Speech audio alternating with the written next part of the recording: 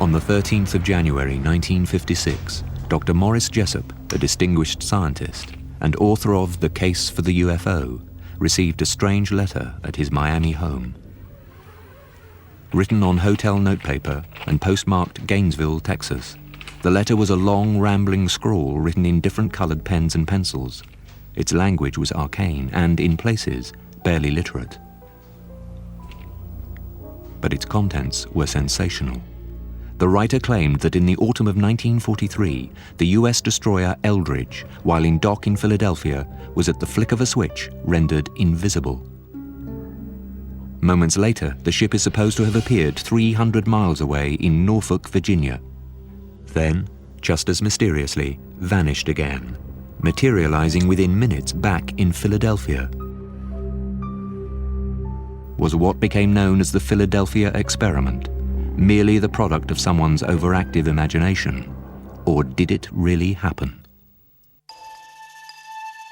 The bizarre letter was the second Jessup had received from the same writer.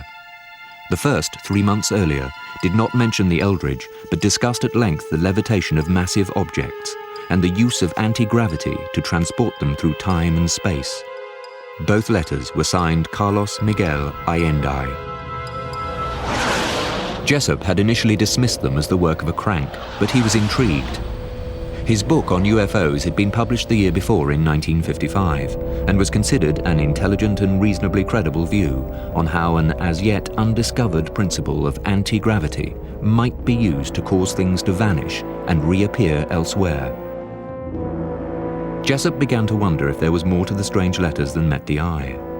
He knew that during the Second World War, the US military had conducted all kinds of top-secret experiments. Perhaps Allende had witnessed some strange occurrence. Jessup decided to send Allende a postcard, asking if he had any evidence with which to substantiate his incredible allegations. Busy on a new book, Jessup thought no more about it. Nearly 5 months later, in May 1956, he received a third letter from Allende. It was just as cryptic and just as strangely written as the others. Although unable to produce any tangible proof, Allende repeated his claims that the Eldridge had vanished from Philadelphia and reappeared a short time later after a brief sighting in Norfolk. Allende, who said he'd witnessed the whole thing from a nearby ship, claimed that the experiment had had a devastating effect on the Eldridge crew, with half of them suffering mental breakdowns. Jessup couldn't tell if Allende's story was an elaborate hoax or not. He decided to forget the whole thing. And there the matter might have rested, had it not been for the intervention of the US Office of Naval Research, or ONR, in Washington, D.C. In the summer of 1955, some time before the strange letters to Jessup, an anonymous package marked Happy Easter arrived at the ONR. The package contained a copy of Jessup's book. Many of the passages were marked and the margins filled with notes on teleportation, magnetic fields, telepathy, and cosmic rays. At the time, the US military placed a high priority on anti-gravity research.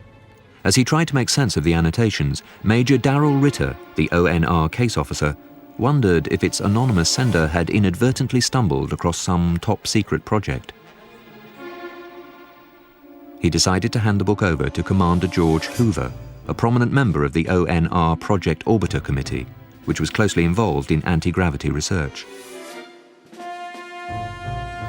In the spring of 1957, Jessup was invited to Washington.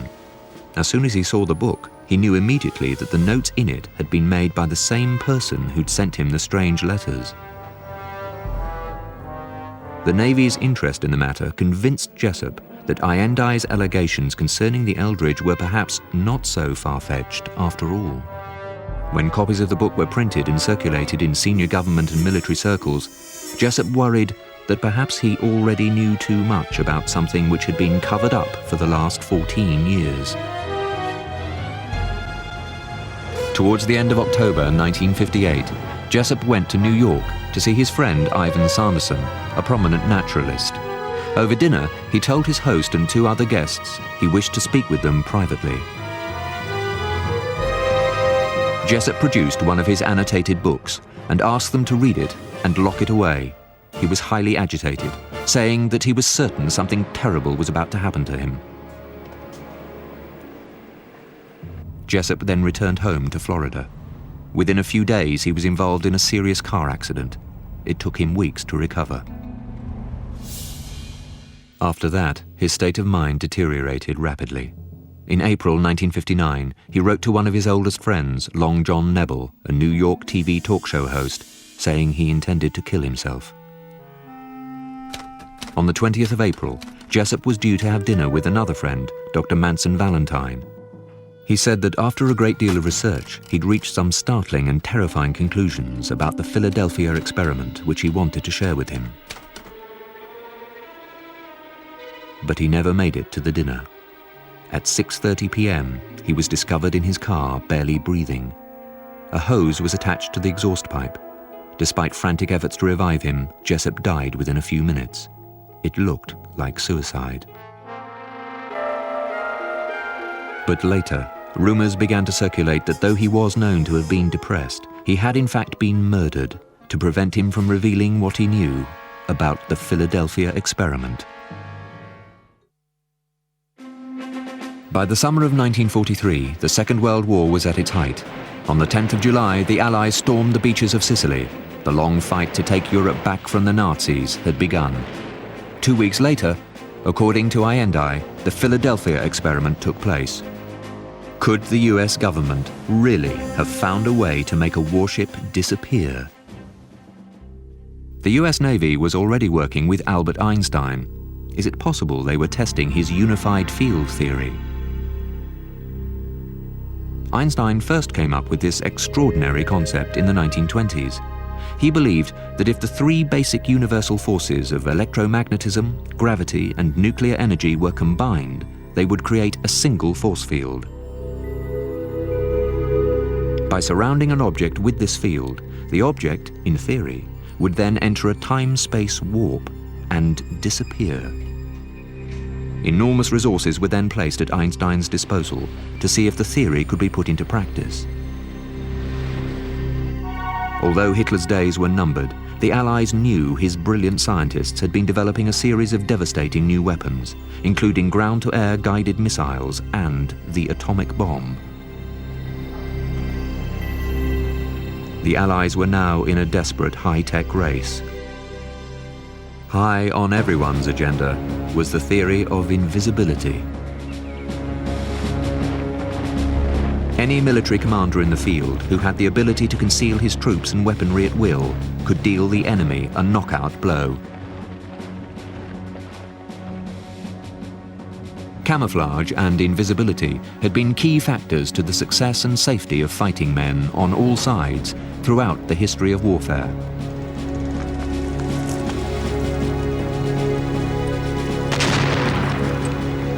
During the First World War, military artists painted warships and merchant ships in a disruptive pattern, making them harder to identify. This technique was known as dazzle. Bold patterns, shapes, and colors were applied to ships in such a way that when viewed through the periscope of a submarine or from an enemy ship, they couldn't be seen clearly against the horizon.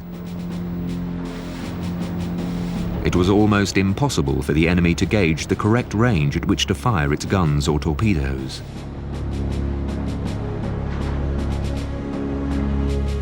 As technology became more advanced, particularly at sea, so too did the art of camouflage.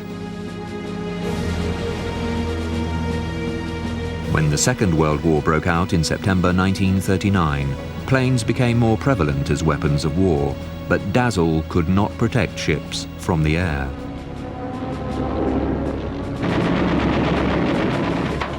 It was obvious something much more sophisticated was required.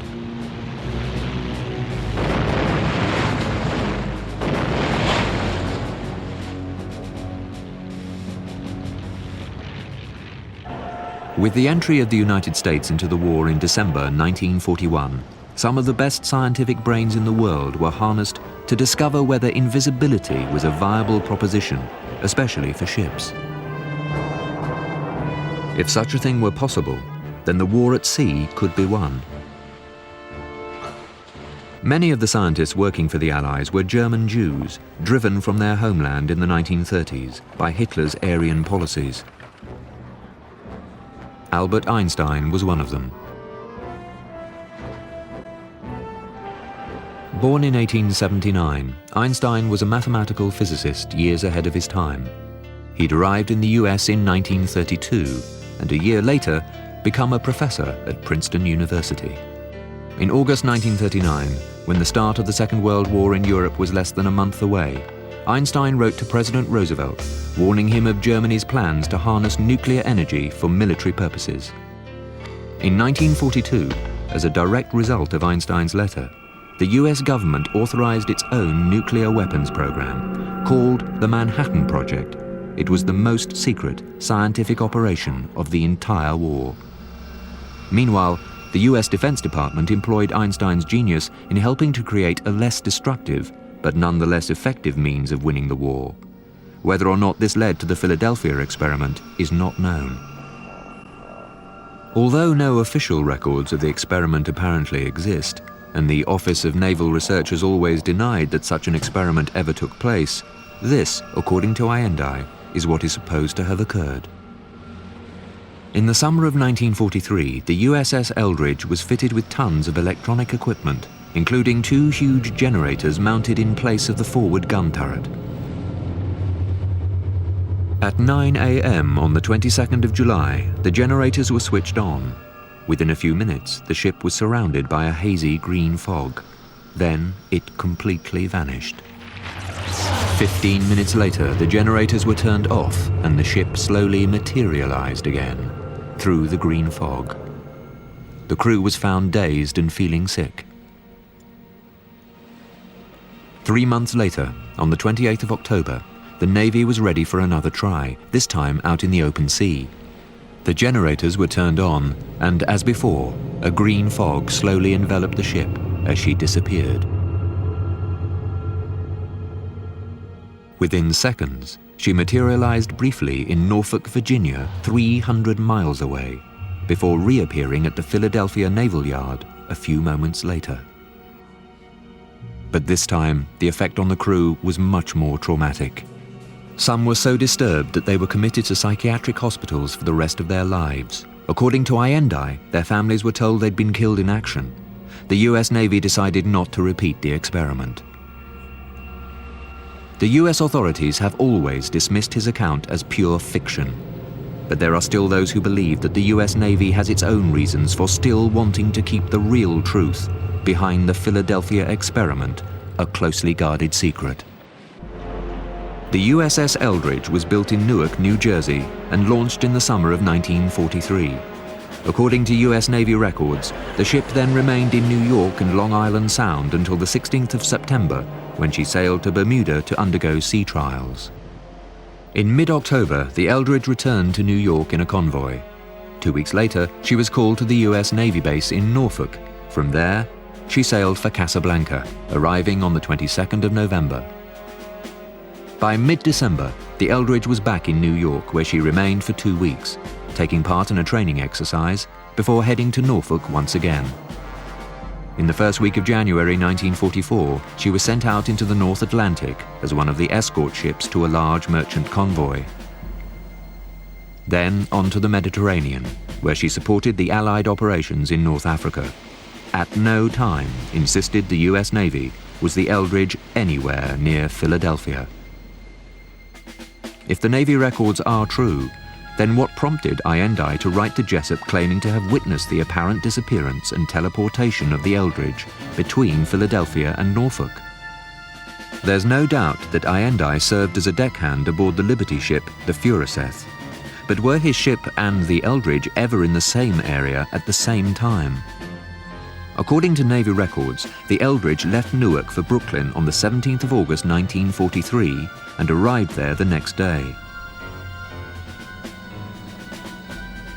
The Furuseth sailed from Norfolk on the 16th of August, traveling up the coast in a convoy before heading east towards North Africa. It's quite possible she passed the Eldridge en route to Brooklyn as the destroyer emerged from Delaware Bay on the morning of the 17th. Did Allende really see something strange as the two ships drew near and, over the next few years, become confused in his own mind over dates and locations? He was adamant he had watched the Eldridge materialize in Norfolk and then vanish again, turning up in Philadelphia a few moments later. But he told no one at the time, and certainly from that day to this, no one has ever corroborated his incredible story. Later, Lieutenant William Dodge, master of the Furuseth, categorically denied that either he or any of his crew had seen anything unusual while in Norfolk. And William Van Allen, captain of the Eldridge, said that his ship had never been to Philadelphia. It was suggested that if Allende had seen what he thought was something strange happening to a ship in the Norfolk Naval Yard, it may have been nothing more sinister than a degaussing installation. An ingenious British innovation adopted by the US Navy during the war to protect ships from magnetic mines.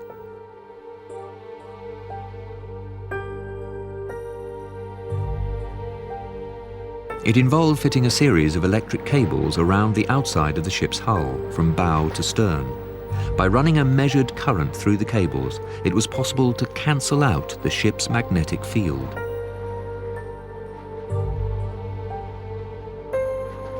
The equipment could be turned on while the ship was at sea in a combat area.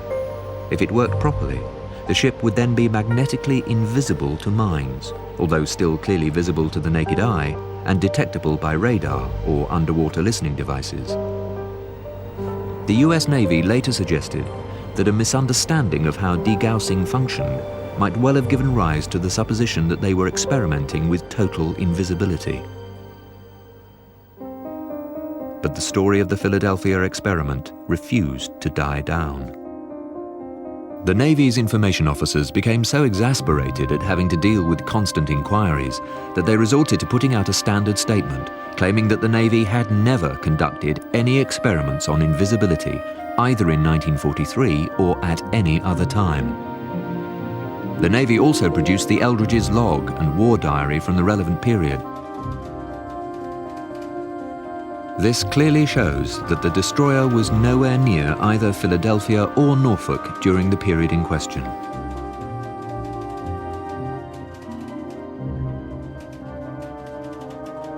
Throughout the 1960s, journalists and other investigators made repeated attempts to track down the mysterious Carl Miguel Allende.